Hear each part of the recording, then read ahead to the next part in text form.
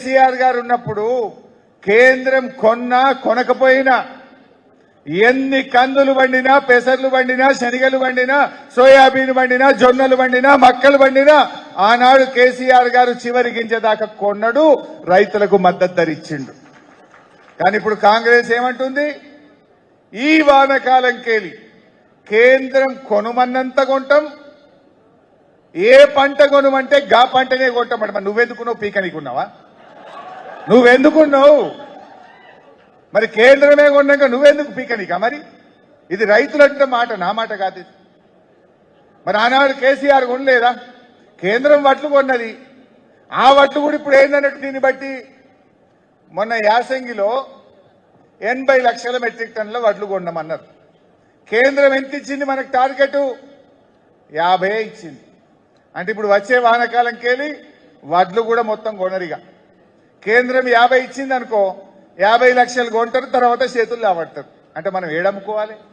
అంటే వడ్లు కొన శాతగాని ప్రభుత్వం, పంట కొనింది శాతగాని ఈ కాంగ్రెస్ ప్రభుత్వాన్ని ఇంకే రైతులను నమ్ముతారే? ఇంకా ఏ రైతన్నా ఈ కాంగ్రెస్ పార్టీకి ఓటేస్తాడా అని అడుగుతా ఉన్నా నేను. రైతు బంధు ఎగ్గొట్టి, రుణమాఫీ ఎగ్గొట్టి, యూరియా ఇయ్యక, కరెంట్ ఇయ్యక, తరుగులు పెట్టి లాస్ట్కు పంట కూడా కొనకపోతే ఇంకెవడన్నా ఈ కాంగ్రెస్ పార్టీకి ఓటేస్తాడా? దయచేసి మీరు ఆలోచించండి.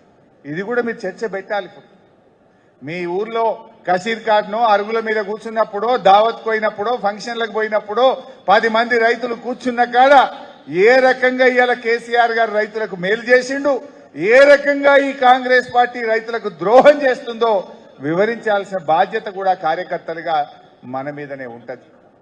మరి వ్యవసాయం గురించి ఇట్లా, వ్యవసాయానికి చాలా ముఖ్యమైనది ఏంటిది? నీరు. ఇవాళ ఈ సాగునీరు విషయం మీద కూడా మాట్లాడుకోవాలి. రేవంత్ రెడ్డి పాలమూరు బిడ్డ అంటాడు, కానీ ఆయన చర్యల వల్ల ఇవాళ మొట్టమొదలు నష్టపోయే జిల్లా పాలమూరు జిల్లా.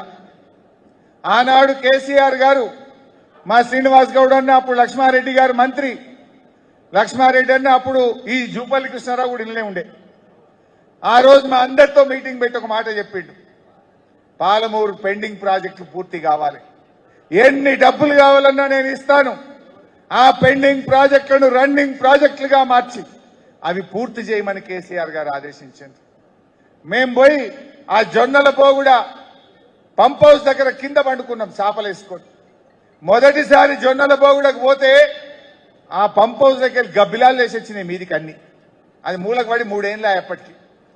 దాన్ని మళ్ళా మంచిగా చేసి ఆ పంప్ హౌస్ పూర్తి చేసి ఆ ప్రాజెక్టులను పరిగెత్తించి పాలమూరు జిల్లాలో 10 లక్షల ఎకరాలకు నీళ్లు బారిచ్చిన గవర్నమెంట్ బీఆర్ఎస్ గవర్నమెంట్. ఇలా ఇదే కల్వకుర్తి మన జడ్చర్ల నియోజకవర్గంలోని మిడ్జిల్ కు నీళ్లు రావాలంటే ఆ దుందిబి నది మీద ఒక అక్విడక్ట్ కట్టేది ఉండే.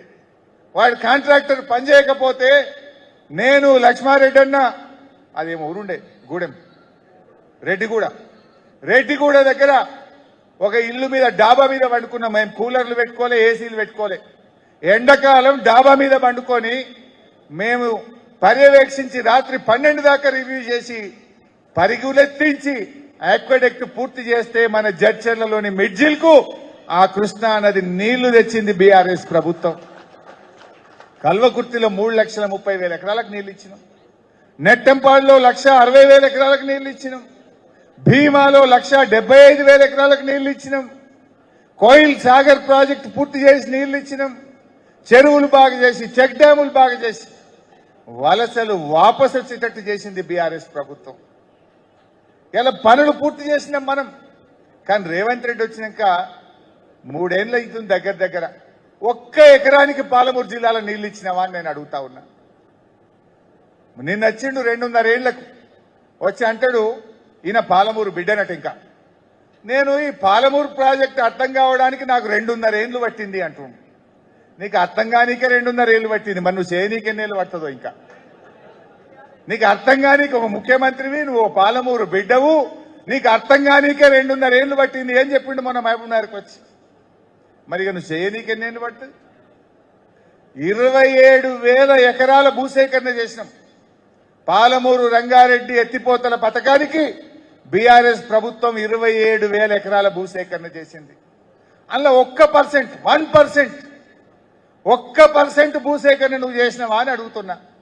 3 ఏళ్ళు దగ్గరికి వచ్చింది, కనీసం 270 ఎకరాల భూసేకరణ చేసినావా నువ్వు?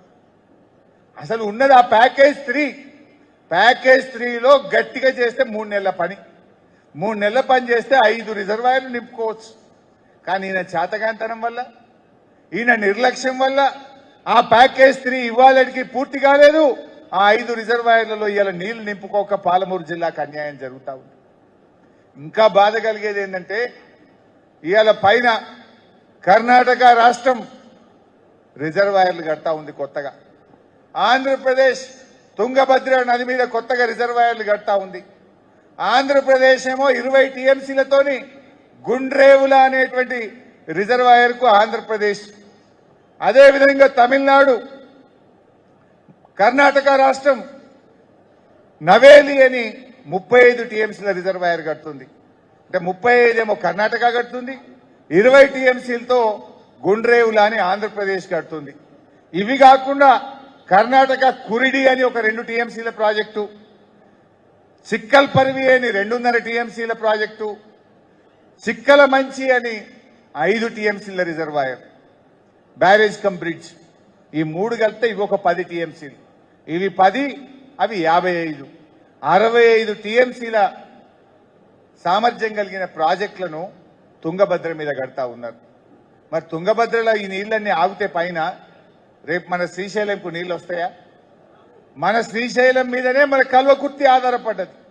శ్రీశైలం మీదనే పాలమూరి రంగారెడ్డి ఎత్తిపోతల పథకం ఆధారపడ్డది.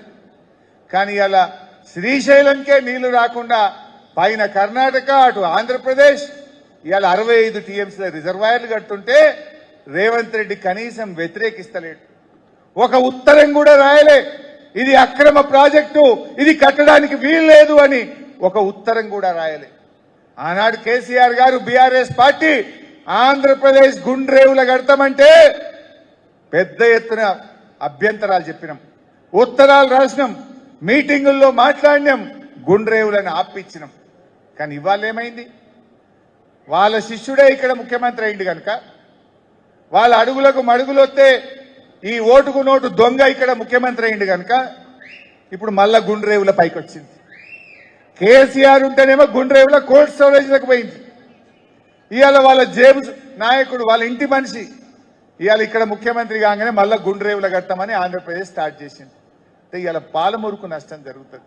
గుండ్రేవుల కట్టినా, మరి అదేవిధంగా కర్ణాటకలో ప్రాజెక్టు కట్టినా ఇవన్నీ కూడా నష్టం జరిగే తెలంగాణ.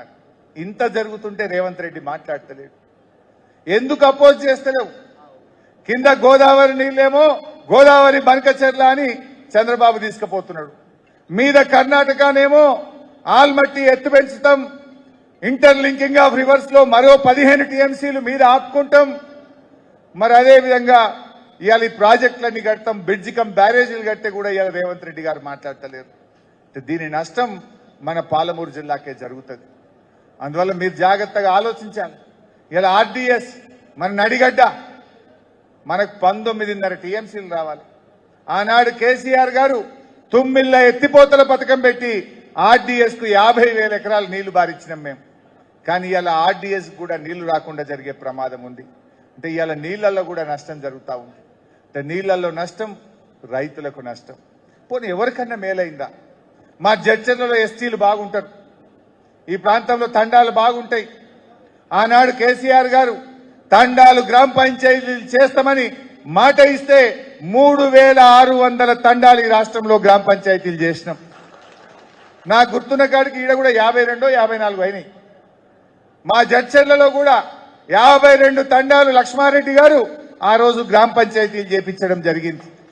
అంటే తండాలు గ్రామ పంచాయతీలు చేసినాం. గిరిజనులకు 10% రిజర్వేషన్ తెచ్చినాం, విద్యా ఉద్యోగాల్లో రిజర్వేషన్ ఇచ్చినాం. ఇవాళ గిరిజనులకు ఇంటింటికి త్రాగునీరు ఇచ్చినాం, కళ్యాణ లక్ష్మి పథకం తెచ్చినాం. ఇట్లా గిరిజనుల కోసం అనేక కార్యక్రమాలు కేసీఆర్ గారు చేసింది. ఆ పిల్లలకు ఎస్టీ కార్పొరేషన్ ద్వారా పెద్ద ఎత్తున డబ్బులు ఇచ్చి పిల్లలకు స్వయం ఉపాధి పథకాలు కల్పించాం.